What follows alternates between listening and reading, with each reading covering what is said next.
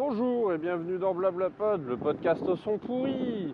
Aujourd'hui, on va se poser une question. Pourquoi les Français choisissent-ils systématiquement pour des noms de produits, de programmes ou d'entreprises des noms en anglais?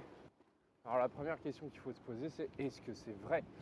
Oui, c'est absolument vrai. Je pense qu'il suffit de regarder très très rapidement n'importe quel article, n'importe quel, ou même faire juste un street view dans les rues de Paris ou de n'importe quelle autre grande ville en France pour se rendre compte que c'est absolument vrai. Alors je m'excuse, je vais essayer de ranger le micro à un endroit où il y aura moins de vent. Désolé pour cette arrivée soudaine du vent dans vos oreilles. Est-ce que ce sont les seuls? Non. Non, c'est pas vrai, ça, c'est pas... les Français ne sont pas les seuls à faire ça. Ils sont probablement ceux, peut-être pas forcément qui le font le plus, mais de la part de qui c'est le plus surprenant. Je vais y venir justement. Pourquoi c'est surprenant? C'est surprenant parce qu'en fait, les Français sont réputés pour parler mal l'anglais. C'est de moins en moins vrai, mais c'est quand même relativement vrai. Et c'est vrai d'une façon générale avec les langues étrangères, et en fait d'ailleurs c'est encore plus vrai avec les langues étrangères. Au fur et à mesure que l'anglais progresse, plus les Français parlent anglais, moins ils sont bons en langue d'une façon générale. En particulier, il y a des pays, c'est beaucoup le cas en Europe, où on est quand même assez facilement multilingue. Il y a des pays où même le mécanicien, le boulanger, il parle une langue étrangère, souvent l'allemand ou le russe en Europe centrale et en Europe de l'Est, mais ça peut être aussi le français ou l'anglais en Europe de l'Ouest. En France, c'est pas le cas. Et comme l'Italie, ne croyez pas que je suis en train de défoncer la France gratuitement. Mais bon, voilà. Donc les Français sont réputés pour ne pas savoir parler de langue étrangère. Et pour autant, les noms de compagnies, de produits, de programmes, etc. sont systématiquement en anglais. Il n'y a que les gens qui ne sont pas français que ça fait tiquer. Et c'est précisément la raison pour laquelle ça arrive autant. En fait, pour ceux qui ont déjà fait du développement web, et pour les autres, je vais vulgariser, vous inquiétez pas. Quand on fait un site web, on fait un peu de HTML. Donc ça, c'est une façon de présenter le contenu. Et puis, ça donne des pages où le contenu est entièrement noir sur fond blanc, avec des gros titres imposants, etc. Et après ça, on fait du style. Le style, on l'écrit en CSS et ça permet de dire au navigateur « Ah, tu vois, les trucs, c'est des titres. Mais en fait, moi, les titres, ils sont sur fond bleu, ils s'écrivent en blanc, puis ils clignotent. » C'est extrêmement laid comme exemple, mais c'est un exemple de ce qu'on peut dire. Le problème, c'est que chaque navigateur, il embarque des styles déjà existants pour chaque item de chaque balise de l'HTML.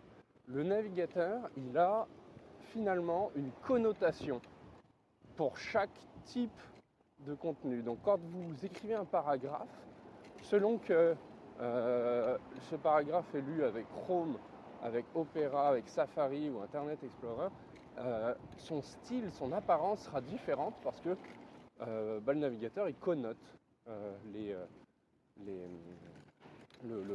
la façon de présenter le contenu. Et les mots, c'est pareil. Les mots, selon votre culture, qui peut être nationale, régionale, ethnique, religieuse, plein de choses, selon votre culture, vous n'avez pas la même connotation en vous d'un terme. Et donc la raison pour laquelle les entreprises françaises adorent mettre de l'anglais, c'est parce que les gens parlent pas ou peu anglais et que ça leur sert jamais dans la vie de tous les jours, et par conséquent ils n'ont pas de connotation pour ces mots-là. Au mieux, ils les connaissent pas, c'est parfait, le terrain est vierge. Au pire, ils connaissent le mot, mais ils l'ont jamais utilisé. Pour eux, c'est pas associé à un contexte particulier. Et donc c'est la raison pour laquelle les gens de marketing ont recours à cette astuce-là, c'est parce que ça leur permet de construire une marque sur un terrain vierge. Ils vont pas dépenser de l'argent à déboulonner des connotations.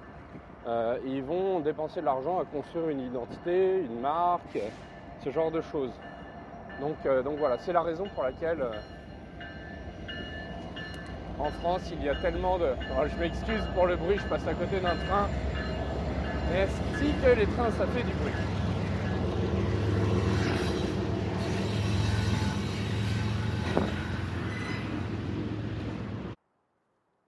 Voilà, je me suis isolé du train et du vent pour continuer ce que je voulais vous dire.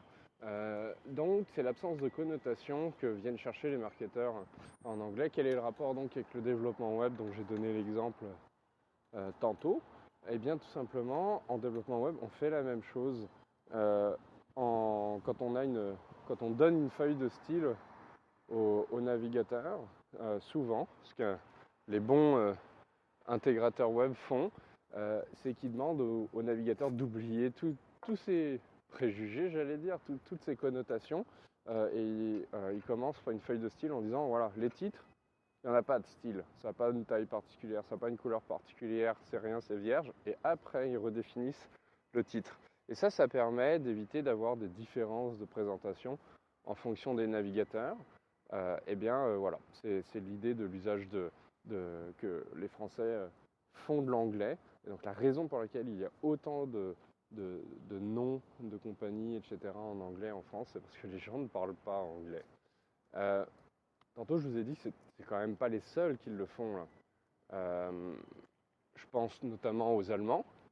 Alors je ne saurais pas expliquer pourquoi les Allemands ont beaucoup recours à l'anglais pour ce genre de choses, mais déjà c'est quand même moins flagrant chez eux, c'est beaucoup moins flagrant notamment à cause de la proximité linguistique immédiate avec l'anglais. Il y a les Japonais, mais les Japonais, c'est pas juste l'anglais, ils utilisent toutes les langues, l'allemand, le français, le russe, etc. Donc c'est pas vraiment, c'est plus qu'ils aiment bien associer leurs produits à des connotations exotiques, mais ils ne sont pas fascinés particulièrement par les Anglais ou les Américains, en tout cas pas plus que par les autres nations. Et puis toujours le petit exemple du Québec.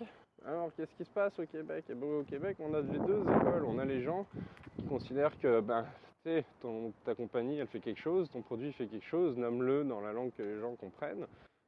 Chez toi et qui fait du sens pour toi, donc le français. Et puis il y a ceux qui disent non mais là, si tu veux être international, il faut être en anglais. Je suis pas forcément pour que tout soit en français, je pense que ça dépend vraiment de ce qu'on fait. Mais en tout cas l'argument que pour être international, il faut que ce soit en anglais, ça me rend fou sur un continent où il y a tellement de noms de marques, de produits, de compagnies dans des langues étrangères. Je vais prendre un exemple. Uber, c'est de l'allemand. Chevrolet, c'est du français. Cadillac, c'est une ville en France. Pontiac, c'est une ville en France. C'est aussi une ville au Québec en passant. Plusieurs modèles de Ford se sont appelés Grand Tourisme en français. Le nombre de noms italiens, là, je ne les compte même pas. Fait que non, c'est pas vrai que pour être international, il faut forcément avoir un nom en anglais. Voilà, je voulais. Je sais pas si j'ai contribué à défoncer un préjugé sur les Français ou si je voulais, comment dire, renforcer. Mais je voulais partager cette petite pensée pour vous ce matin. Bonne journée.